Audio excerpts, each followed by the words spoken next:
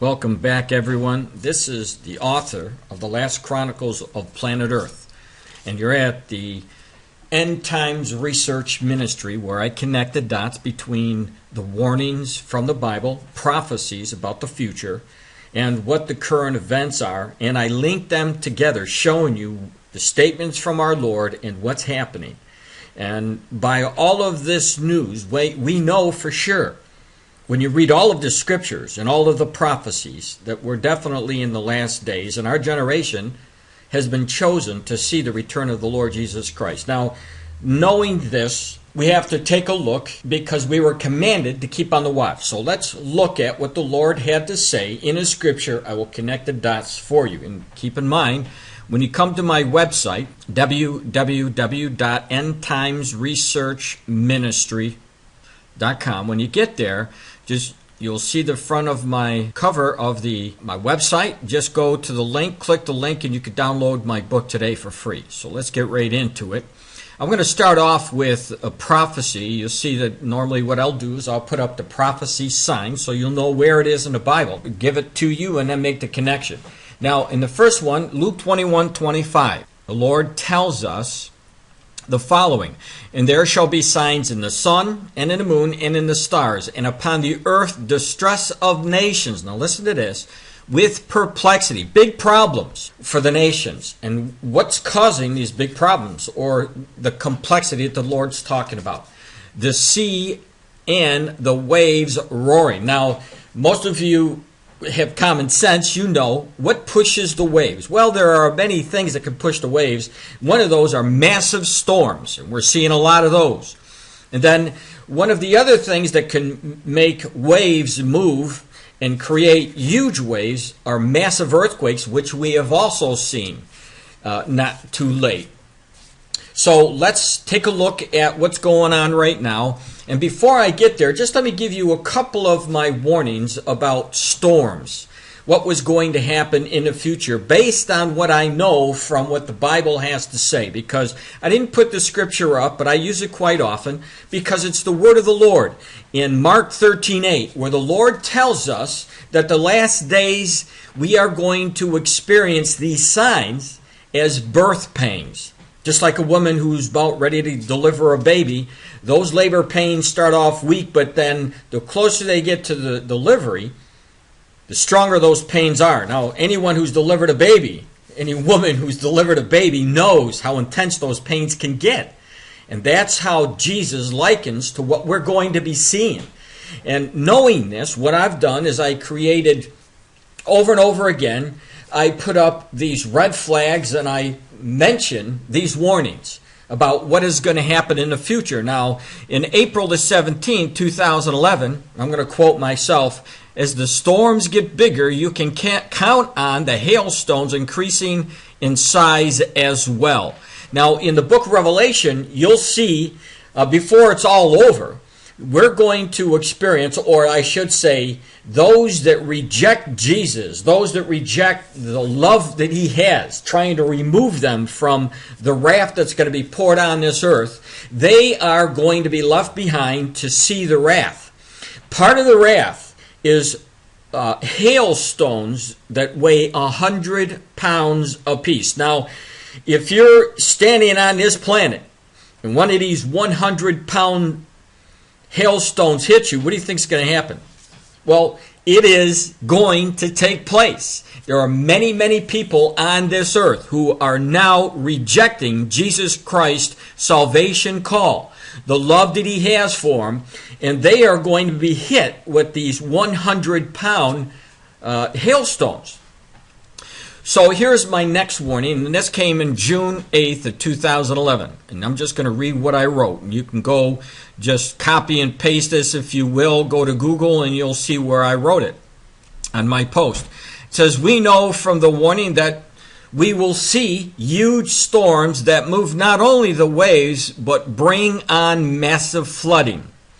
In many of my posts, I ask you to watch the news reports coming out because you will see news that these things are the worst on record, or we haven't seen anything like this, or more reports are being broken. The news today not only shows the signs of huge storms, but now how bad things have gotten. So I'm showing you, keep it on, keep your eyes out on the news, and you'll see that over the years the storms are getting bigger and bigger, and that's exactly what we have seen. Now, I want to go to the current news because what we're looking at now is another super typhoon that hit the Philippines. And here's some information for you. I'm going to go right over to that information so that you can see what's happening. They have videos on these links that I want to play these videos for you. All right, so we're going to the ABC News site, and you can see this mega typhoon smashes the Philippines with top winds at 235 miles per hour. A developing story we want to tell you about tonight. One of the strongest storms ever to form on this planet is making landfall tonight with nearly 10 million people in the bullseye. It's called Super Typhoon Haiyan. It's 300 miles wide, and it's bearing down on the Philippines right now. Oh my God! This storm has had wind gusts of 235 miles an hour. That is comparable to an extremely powerful Category 5 hurricane. Evacuations have been ordered, and officials are preparing people for significant risk to both lives and property. As it hit land, the sustained winds, as opposed to the wind gusts, were recorded at an unheard of 195 miles an hour. By comparison, the massively destructive Superstorm Sandy carried gusts of 80 miles an hour, and Hurricane Katrina, the worst in recent American history, hit with 120-mile-an-hour winds. But this one is much bigger, and the warnings from officials sound like something you hear before the start of a war. At this hour, we still do not know the extent of the damage. We may not know for a long time, but officials have predicted that some areas will lose power or be left completely uninhabitable for what could be weeks, even months. And what is not directly impacted by the high winds from this storm could still face serious flooding from a severe storm surge. All right, so now what I want to do is go to CNN and show you the news that they put out today as well. This is CNN Breaking News. Let's get more now on our top story. Super Typhoon Haiyan. Last hour, the storm made landfall in the eastern Philippines, and it has all the makings of a major disaster. Torrential rain and winds of more than 300 kilometers per hour. We're going to go to Andrew Stevens. He is there in Tacloban. Andrew, he joins us now live. What's it looking like there right now? Well, conditions continue to deteriorate quite sharply, Patricia. We are still, according to estimates of the storm chaser James Reynolds, who's a frequent visitor on our show, of course, who's with us here, we're probably about an hour or so away from the actual full brunt of the storm. But at the moment, it is significant gusts. We're quite well protected where we're standing at the moment, but looking out across the city behind us, we can see, I'm starting to see loose iron starting to be taken off roofs, things like that. So it continues to build. This is at the high end of a Category 5 storm. That's what we're being told. The local media is now referring to it as the storm of the century, Patricia, just to give you an idea. But certainly we've got another 3 hours or so of this. Where it hit landfall is about 300 or 400 kilometres away from where we are now. So we're expecting another 2 or 3 hours of intense winds. Perhaps then the eye will pass over. At this stage, it looks like it could pass directly over us. Obviously, that's things can change there. And then we've got the other side of the storm to weather. So the people in the Philippines are looking at several hours still of these incredibly strong winds. And accompanying that, of course, the very low pressure, strong winds, that combines to produce a surge, a storm surge it's called, where you get a significant increase in the sea level. So that is obviously a real concern as well. This is quite a low-lying city, and along the coast you see a lot of dwellings, of houses right hard up against the sea all the way along. So the question is, have they been evacuated? There has been evacuations. Whether there were enough, whether people realised the severity of what was about to hit them, we don't know yet. Right now I want to bring in Tom Sater, who's been tracking this storm for us. So Tom, what's it looking like? Well, conditions are going to continue to deteriorate, not only where Andrew is, but, for the next 25 million people, the next that we'll see this system move from the east to the west. We're looking at a situation, in fact, you can see this is the greatest storm not only for this year, but this is going to go down in history. Now, there's several elements that you look at with a storm of this size to actually rank them, and we won't know exactly where this would rank in history for maybe some time, but it's easy to say it could be in the top 10. Could be in the top 15. We've never seen one this strong and affect such a vulnerable area and a coastline which is defenseless. All right, so you got the news about the storms, and all I can say is this, and I've said it before. If you only had one or two prophecies that were taking place in a generation, even I would say, well, you got a lot of time left, because the Lord told us in Matthew chapter 24, when you shall see all these things, know that it's near, even at the door. So if we didn't see them all taking place at the same time, there wouldn't be any really urgency. But the fact of the matter is, the Lord gave us specific information about what things to look for. And He said, when you see them all happening in the same generation, that is the time you should be looking up, because that is the time that the Lord will be coming back for His church.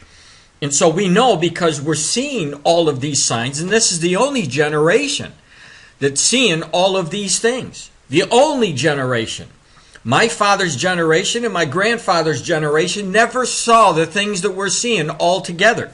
So we know specifically that our generation has been chosen to see Jesus Christ return. Now, part of the future events that are going to take place have to do with the nation of Israel. Large part of them, of these prophecies that will be fulfilled, has to do with the nation Israel. And of course, they are going to be accompanied with other nations who try to take out Israel. Now, one of the battles you can see here from the flashing prophecy sign has to do with Ezekiel chapter 38. Now, in Ezekiel chapter 38, we're given a list of nations who are going to be coming against Israel in the last days. Now, this is taken from my book, and what I did is made it very easy for you. But here's a list of the nations that are going to be coming against Israel to try to wipe Israel out in the Ezekiel 38 war. What I want you to do is notice Persia, which is the Old Testament name. In modern day name is Iran, and Iran is going to join up with forces. When you see Gog is the leader of the Russian invasion of Israel, so Russia is going to lead a massive war. Now, I remember a long time ago when I was at a swap meet, I picked up this magazine, and keep in mind, this was even before that I was a Christian. And I had a compulsion back in 1976, the latter part of 1976. I had these compulsions and I couldn't get rid of them. And so wherever I was when this thing came over me, if I saw a magazine, if I saw a journal, if I saw a book, whatever it was, I had to have that in my possession. And this is one of the articles from the Life magazine. I took the magazine because I couldn't leave unless I had it. And I never read this material at all until the Lord wanted me to read it, until He revealed why He was doing this to me. And so this is a magazine, Life magazine. You can see the date, January 13, 1958. And the cover is a Russian sitting on a massive horse. And he's wielding a sword, killing people. Now, Ezekiel chapter 38 tells us that in the last days, Russia will be obviously wielding a sword, and they're going to try to take out Israel, but Israel is going to win that war. Israel won't even have to fight it, because we are told in Ezekiel chapter 38 that the day of this battle was set in place because God wants to use this battle to sanctify His name. And so who's coming down with the Russians soon? Who is it? Well, there you go. One of the major players is going to be Iran. Now, this is one of the reasons why you see Iran in the news so much now. Now, there was an article that just came out, and the title to this article is Iran State TV Presents Missiles on Tel Aviv. Middle East News Israel National News. So what I wanted to do to show you is because over the past 5 years, just like I've been warning about the storms that are going to get worse and worse, I've been warning you about a war that's coming. Actually, two of the wars, Psalm 83 and Ezekiel chapter 38. Now, Iran will be involved, as I said, in Ezekiel chapter 38. And over the past 5 years, I've been telling you, ever since I heard Barack Obama saying that he was going to, do whatever he can to stop Iran and use these sanctions, and if necessary, they would attack Iran. And when I heard that, I knew he was lying. And I knew that this man is in bed with the Muslim nations. And now you're really starting to see that. But I told the people over and over again for the past 5 years, don't expect anything to come out of the United States militarily to stop them. Because every year for the past 5 years, they haven't done a single thing. It's all mouth. And there's no military action. And I said that they wouldn't be doing military action. So knowing that, we know that in the future, Israel is going to have to do something. Now, I'm going to play some videos for you and show you how intense things are getting because we're moving quicker and quicker both to the Psalm 83 war and the Ezekiel chapter 38 war. Now, according to the article, as the new round of nuclear talks between Iran and the P5+1, the 5 prominent members of the UN Security Council and Germany began in Geneva on Thursday. Iran State TV aired a documentary about Iran's missile capabilities, including an animated simulation of a missile attack on Tel Aviv. Now, they're getting these weapons and their missiles, high-tech missiles, to get where? To get into Israel, to get to the populated areas. Tel Aviv is one of the populated areas in Israel. Israel knows that Iran wants to wipe them out, and they're going to have to take steps to stop that. Now, according to the simulation, depicts that an Iranian response to an airstrike by Israel against Iran's nuclear facilities, according to the IranView.com, and it shows these long-range missiles hitting, if you will, these critical targets in Tel Aviv. So in one of these targets, when you read this article, it says they're able to hit Iran, or you'll see it here, it's kind of funny to me because it almost, when I first read the article, it looks like DiMora, D-I-M, my name is D-I-M-O-R-A, and this is DiMora, so it's pretty close, but this is a nuclear plant in Israel named DiMora. And what they're saying in Iran is they can hit it. So if Israel attacks, and you're going to see that Israel is going to have to make sure that Iran doesn't get their hands on this nuclear weapon that in the near future they would no doubt use it against Israel. And they're saying now that the Iranians can hit this nuclear power plant. Well, obviously, if that was the case, it would be disastrous for Israel if a nuclear power plant blew up in Israel. The United States isn't going to do anything. Israel is going to have to move. They're going to have to react. Now, they talk about these missiles here, and I highlighted this for you. Iran paraded 30 missiles with a normal range of 2,000 kilometers. And, of course, that would be 1,250 miles. The first time it had displayed so many missiles with the theoretical capacity to hit Israeli targets. So there's a lot of concern about these missiles being pointed at Israel, having the ability to strike Israel. They didn't have these long-range missiles before, but now they do. So it just ratchets up the tensions in the Middle East even more. So let's move on to the next. And of course, for the new people who just found my website, I'm going to have these links for you. When you get to my website, you'll be able to read the entire article. And I hope that you would. The next article, From Israel to Iran, a look at crisis rising their voice over push towards nuclear deals. So let's go right to it. And again, this is today's news, November the 8th, 2013, and you see here John Kerry. John Kerry is doing Barack Hussein Obama's bidding in the Middle East, trying to divide up the land of Israel. And again, I mentioned that Israel doesn't have a friend in Barack Obama, that's for sure, by the things that he is doing, as you're going to see as we move through these news articles. But let's see what the article says. Iran wants U.S.-led sanctions rolled back, and Western nations and others seek to limit Iran's ability to enrich uranium to levels that could lead it closer to producing nuclear weapons.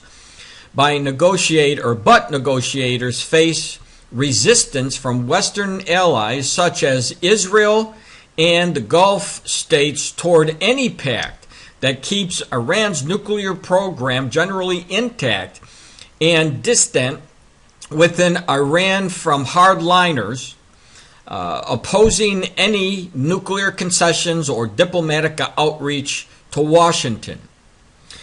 It's unlikely that critics could derail international efforts to ease one of the Middle East's most far-reaching standoffs, which have brought Israeli threats of a military action past warning by Iran it could block critical oil tanker shipping lanes in retaliation for sanctions and open rare public discord between the U.S. and Saudi Arabia.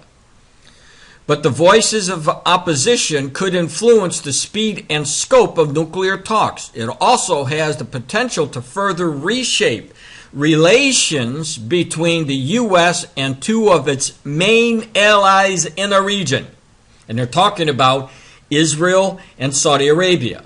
Now keep in mind, Zechariah 12:3 talks about Israel being alone in the last days. And definitely we're seeing that the United States, that used to be a staunch ally, is moving away from Israel under the leadership of Barack Hussein Obama. It says, and deeper tensions and brinkmanship within Iran between hardline forces and a moderate leaning government of the President Hassan Rouhani. Israel Prime Minister Benjamin Netanyahu said Friday that he utterly rejects any emergent nuclear deal between the Western powers and Iran and pledged that Israel would do what it needed to defend itself.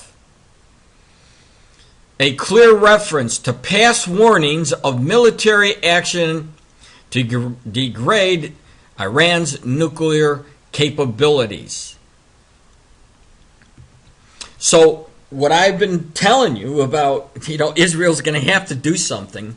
They're definitely going to have to move. And if there is speculation that we're only a month away from seeing Iran to be able to put these nuclear weapons together, what does that tell you? That means that Israel is going to have to act soon, very soon. Now, let me go back to my site because I have some other information. You'll see it out of the mouth of Israel, and I'll point out some important aspects of what he is saying.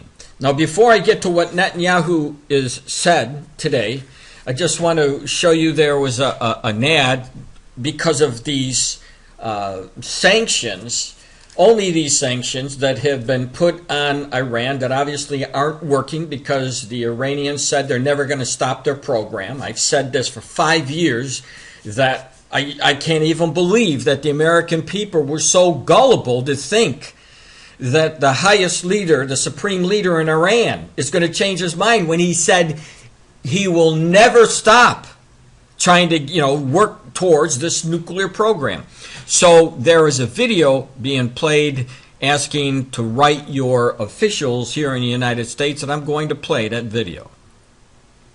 Iran, over 30 years of hostility. From 1979, when Iran held 63 Americans hostage for over a year, right through today, when the U.S. condemns Iran as the world's most active state sponsor of terrorism. After 30 years of hostility, now experts warn Iran could be just 30 days away from building a nuclear bomb. Tell Congress now is not the time to weaken sanctions. Now is the time for tougher sanctions.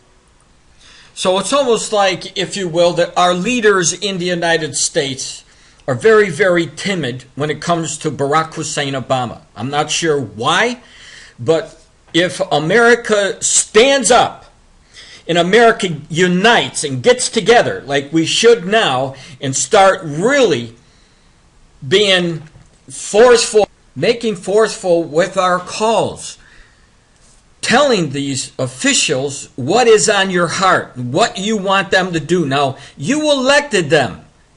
And if they don't listen to you, you should vote them out. Because if you have a nation who has said they will use the bomb on another nation, and you do nothing about it, you deserve whatever you get.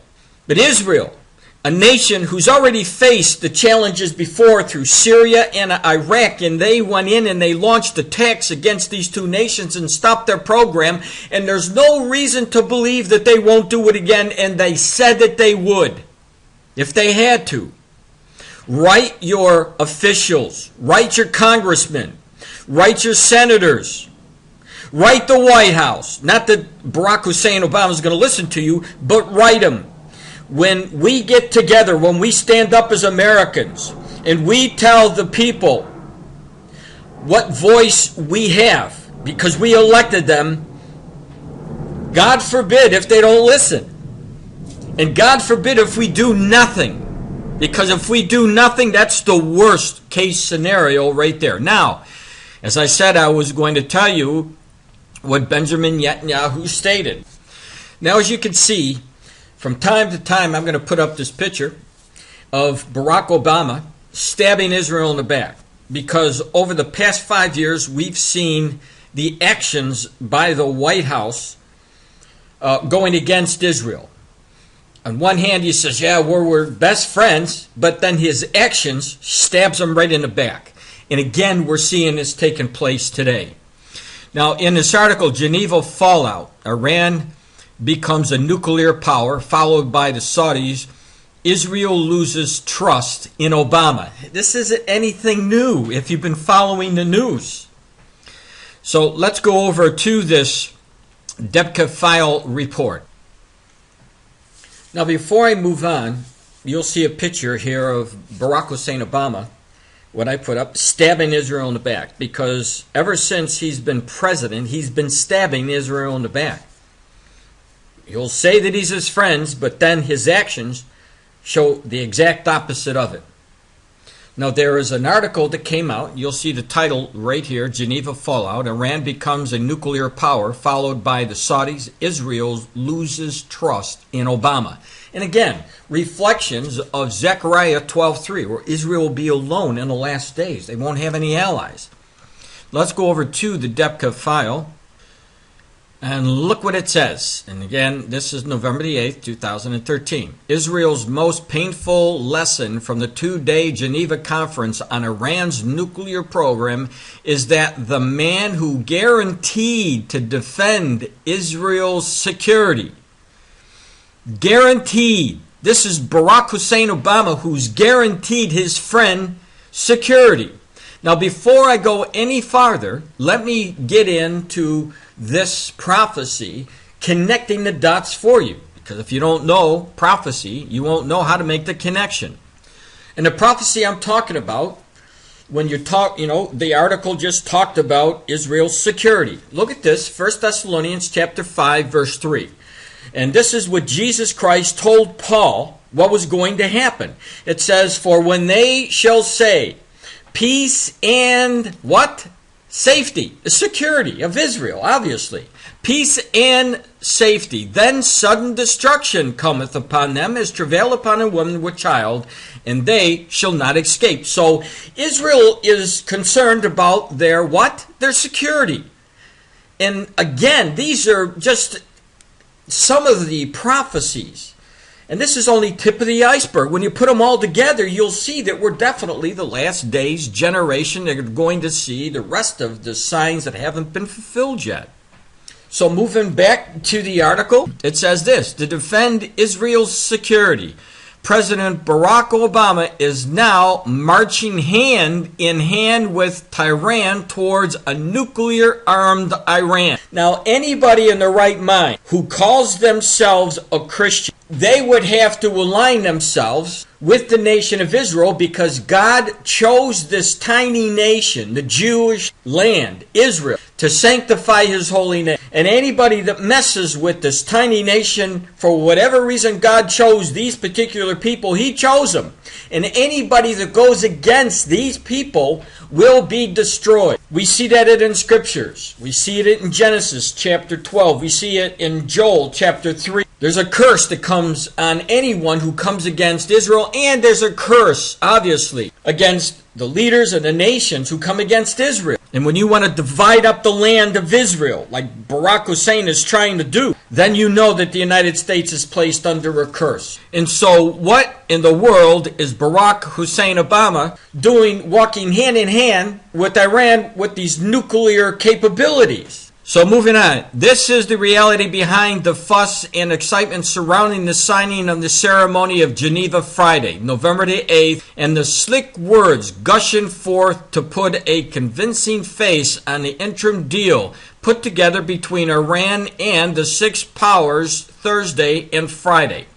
President Obama broke the news to NBC Thursday night. There is a possibility of a phased agreement, the first part of which would stop Iran from further expanding its nuclear program. We are offering modest relief from the sanctions. Now, how are you going to offer modest relief of the sanctions when the Iranians haven't done anything to stop their nuclear program?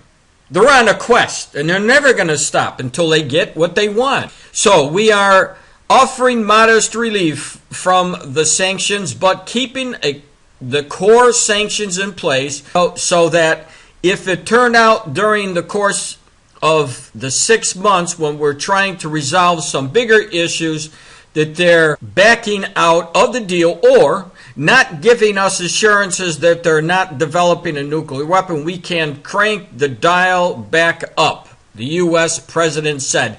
And again, this is mouth talking here by Barack Obama. And if you think that he's going to change his stance like he has in the past 5 years, you would be wrong, because he's going to continue to go the way he is going and not do anything. Now, let me bring you to what Benjamin Netanyahu stated, because he is really upset. Now, what I'm going to play is a video of the Prime Minister of Israel, Benjamin Netanyahu, who is talking in regards to what just happened from the Geneva talks about the stopping the capability of Iran getting these nuclear weapons. And you'll see how upset he is.